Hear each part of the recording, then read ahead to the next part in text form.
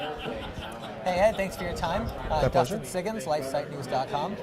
So, you're the Chief High Mucky Muck over at Hot Air. No, I'm the co-chief High Mucky Muck. All Pundit and I are both senior editors. Okay. Yeah. And your Catholic faith plays in a lot of what you write about. Can you describe a little bit about how your faith shaped who you are? Sure. And this is something that's been obviously something that develops. I mean, I think everybody who lives a life of faith understands that they should always be growing in their faith. And honestly, until the last couple of years, I probably haven't been as comfortable writing about my faith and the framing issues in terms of from my faith perspective. I think I've become more comfortable with that over the last couple of years. And I think it reflects to some degree the type of thing that we have to be comfortable with when we're discussing issues in general in the political arena. You hear a lot of people that say, well, there's a separation of church and state. There's a separation of church and state. And absolutely, I understand that. But there is not a separation of faith and politics. Your faith informs your values. Your politics come from your values. Faith first, that forms you. And your political values should flow from that. That doesn't mean that everybody who is a Catholic should believe in the exact same thing or have the exact same political priorities. But I think it's a mistake for people to say, oh, well, we have a separation of church and state, so therefore your values that you derive from your faith are irrelevant or have no place in that debate. Okay. And so that's sort of the direction in which I'm coming when I'm writing from that. I'm still making arguments based on not just this is the trick. You can't just say, well, the Bible says it. Right. Even though for some of us that would be enough, right? Right. A lot of Protestants. Well, I'm not going to get into that now. Now you're trying to trap me, Dustin. I'm not going there. We love our Protestant brothers, and they love their Catholic brothers. Protestant click-throughs. we're all on the same page. We're all lovers. We all love Jesus. We all love God. That's great. But you have to be able to make an argument for policy based on better outcomes, and you have to argue for your values based on better outcomes. And we know that our values are going to produce better outcomes. We just have to be able to argue it. So you can't just say, well, I believe this, and so therefore this is the policy. You have to be able to support that in the civil life as well. So, but who I am and where I'm coming from is formed by my faith. So, you said in the last couple of years, it's more informed your writing than it has in the past.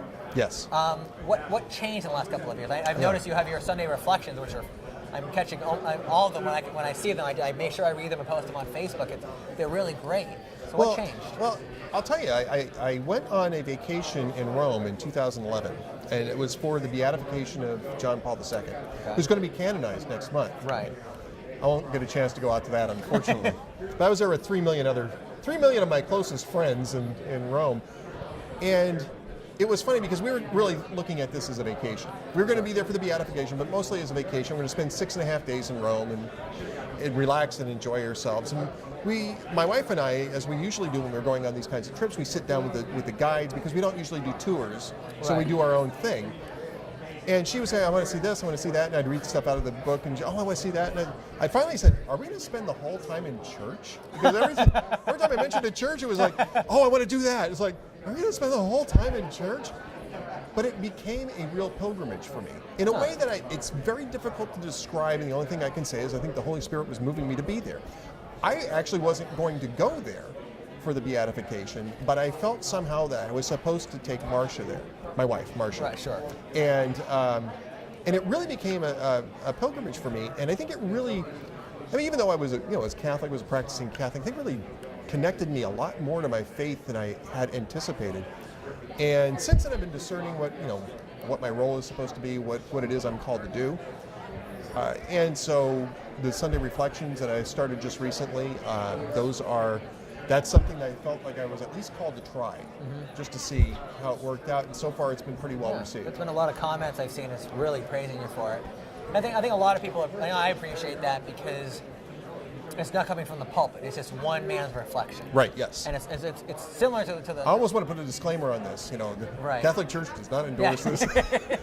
If I get anything right, credit the Holy Spirit. If I get anything wrong, it's me. Yeah, so, Now, one issue you've talked about a lot on Hot Air is the position on homosexual quote-unquote marriage. Yeah. And I wrote a piece the other day for Hot Air that got. It got a little bit of reaction, didn't it? Yeah, it got some reaction. 1,000 comments, and people said, "Hey, this is great," because all the pundits in favor of it, and you have a different take than most people on this subject. Can you get into that a little bit? Yeah. First off, I think that you can distinguish between how you civilly organize your society as opposed to what the best outcome is, because you have to understand that you're dealing in a society that's very diverse. Not everybody's Catholic, not everybody's Christian, and we understand that, and that's part of it. What my suggestion is, and nobody believes this, by the way. I'm the only person, I think, I'm one of the very few people that actually believe this, is that maybe the government shouldn't be involved in marriage at all. Right. And maybe what the government should just be doing is enforcing contracts, having people sign basically partnership contracts, what used to be called domestic partnership contracts, and then if you want to be married, go to your local church.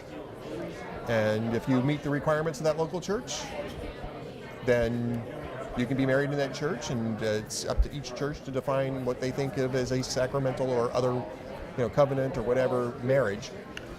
So that's certainly, and whenever I write this, I say, of course, this is never going to happen because both sides are way too invested in the idea that government should define marriage, just define it the way that they want it to be defined.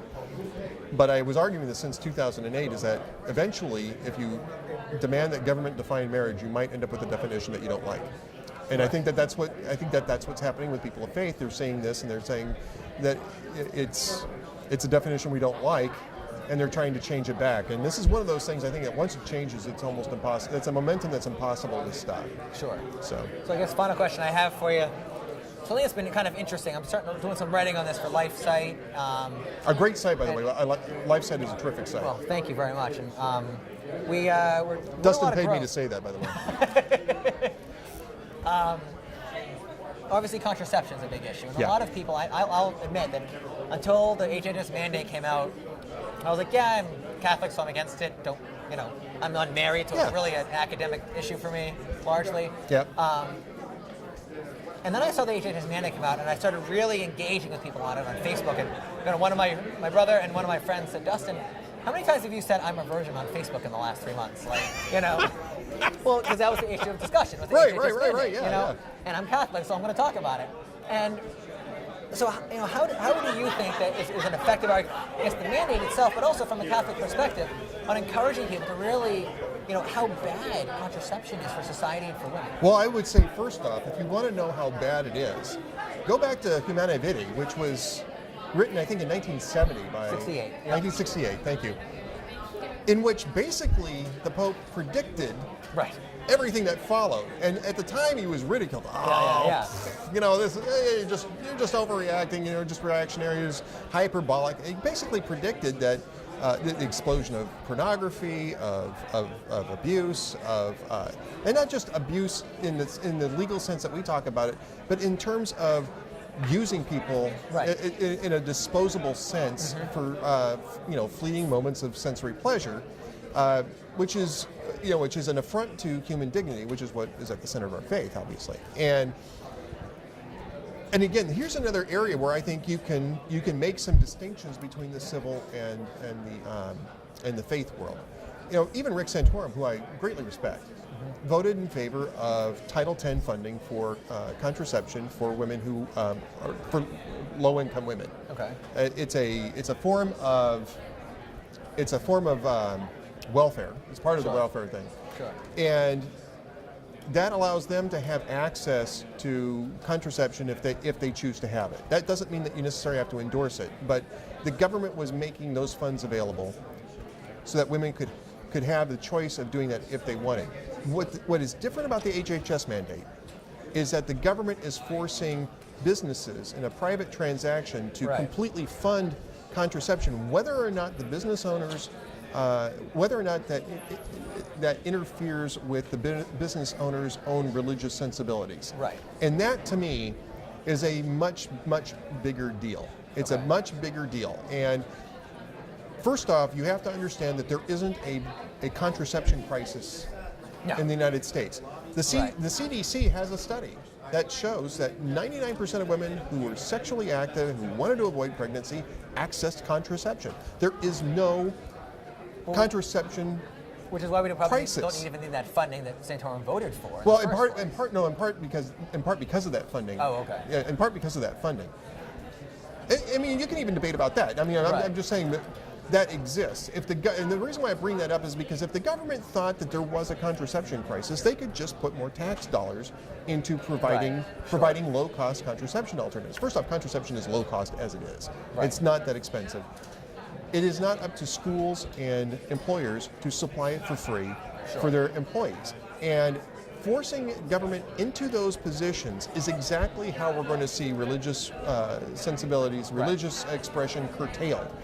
And the reason why we're having this is because government has gotten so big that it's gotten in the way of what used to be strictly voluntary private transactions between free citizens. Instead, they're forcing people into making these transactions, and it's about more than just the contraception. It's about really more than just the religious freedom, even though that's a really big deal. It's about the fact that government is forcing us to participate in economic transactions against our will, and that is, I think, a huge problem in terms of personal liberty, whether it's personal liberty in terms of speech, personal liberty in terms of religious expression, freedom of assembly. Those are all issues that are impacted. All of those are First Amendment issues. All of those are impacted by that overreach of government. That's what the problem is. The HHS mandate, contraception mandate, is really just one big, huge symptom of what the overall problem is. And I think that probably goes back to the individual mandate decision in 2012. I did a quick blog post after it happened. Yes. The Supreme Court has just said free will contracts are no longer necessary. I can now put a gun to your head and say, you must engage in this transaction or else. And this is just a continuation of that. It's exactly what it is, yes. Well, thanks for your time, Ed. Appreciate it. Thank you.